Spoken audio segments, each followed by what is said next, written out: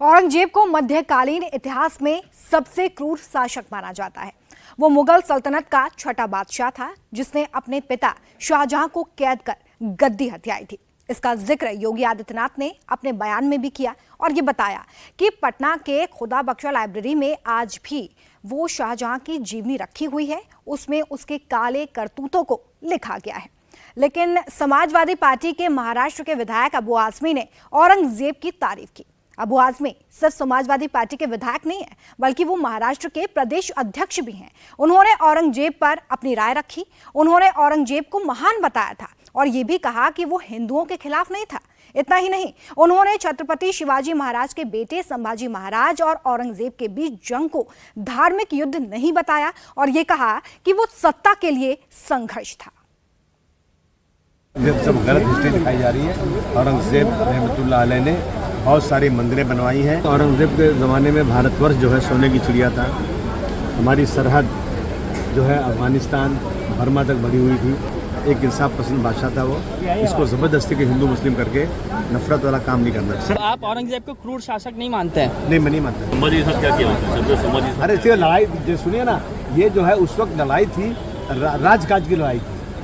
समझा आपने? कोई हिंदू मुस्लिम की लड़ाई नहीं थी। औरंगजेब ने ये कहा था कि तुम मुस्लिम धर्म स्वीकार लो, तो ये धर्म की लड़ाई नहीं हुई तो कौन सी हुई? नहीं, देखिए ऐसा है कि औरंगजेब की फौज में हिंदू थे और जो है छत्रपति शिवाजी के महाराज के सिपाही सारा मुस्लिम थे। ये हिंदू मुस्लिम लड़ाई बिल्कुल नहीं।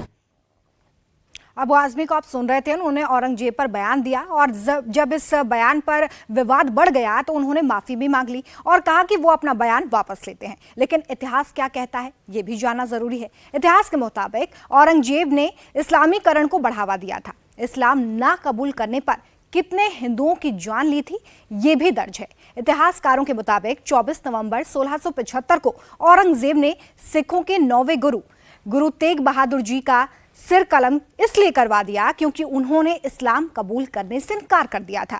गुरु तेग बहादुर जी ने औरंगजेब को कहा था कि सिर देंगे लेकिन शीश नहीं देंगे। और फिर दिल्ली में लाल किला के सामने जहां आज शीशगंज गुरुद्वारा है वहां उनका सिर कलम कर दिया गया था।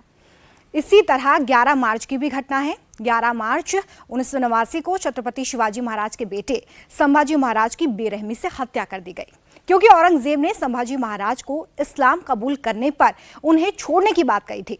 लेकिन जब संभाजी महाराज ने इस्लाम मानने से इनकार कर दिया तो पहले उनकी आंखें फुड़वा दी गई और उसके बाद हाथ कटवा दिए गए, चमड़ी उधेड़ी गई और फिर फांसी दे दी गई।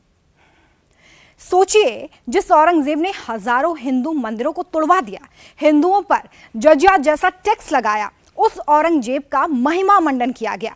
तब योगी आदित्यनाथ ने विधान परिषद में यह साफ संदेश दे दिया कि जिसको है औरंगजेब से प्यार उसका यूपी में होगा उपचार। योगी के इसी बयान पर समाजवादी पार्टी के नेता अबू आजमी ने पलटवार किया।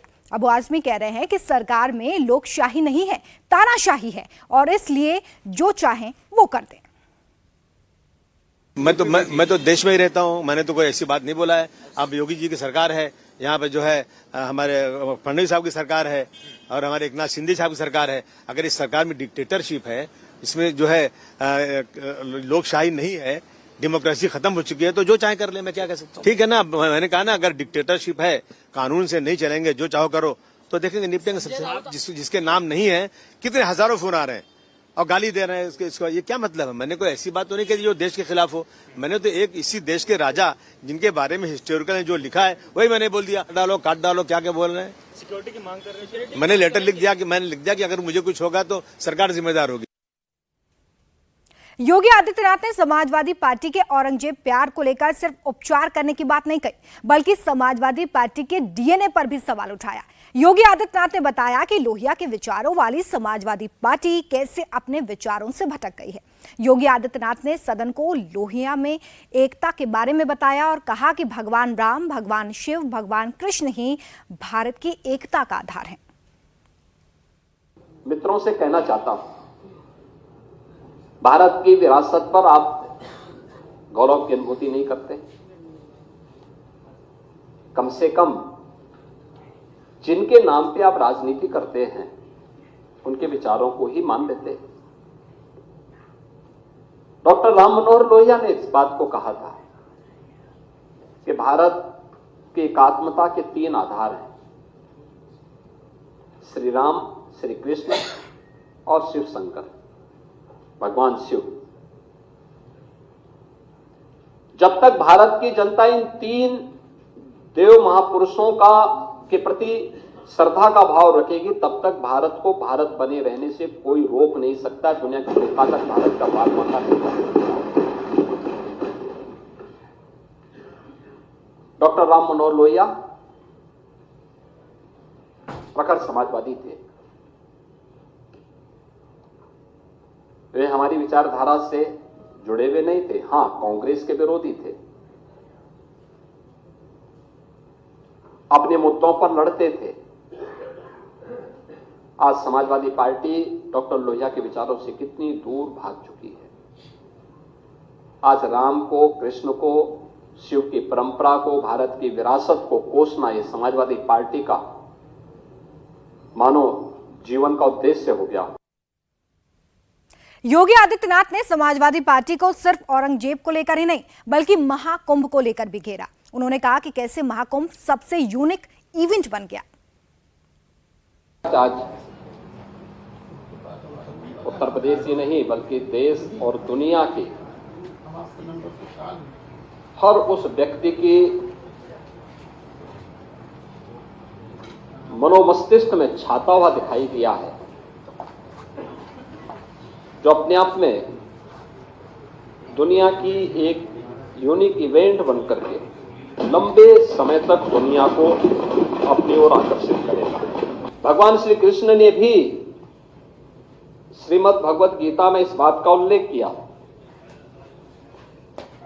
ये यथा माम प्रवदन्ते तांस तथैव भजाम्यहम्, यानी मुझे जो जिस रूप में स्मरण करता है मैं उसी रूप में उसको दिखाई देता हूं।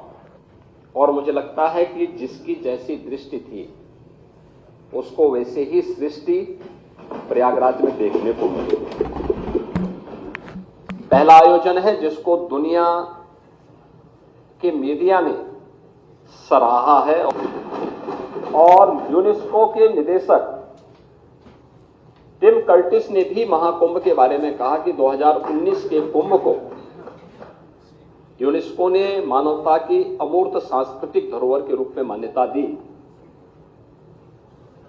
उन्होंने कहा कि इससे पहले 2023 में इसके सामाजिक, आर्थिक और पर्यावरणीय प्रभावों की निगरानी की जा रही थी। कुंभ मेला प्राकृतिक और सांस्कृतिक धरोहर के रूप में विश्व को एक नई दृष्टि प्रदान कर रहा है और वे स्वयं भी महाकुंभ के हिस्सेदार बने थे।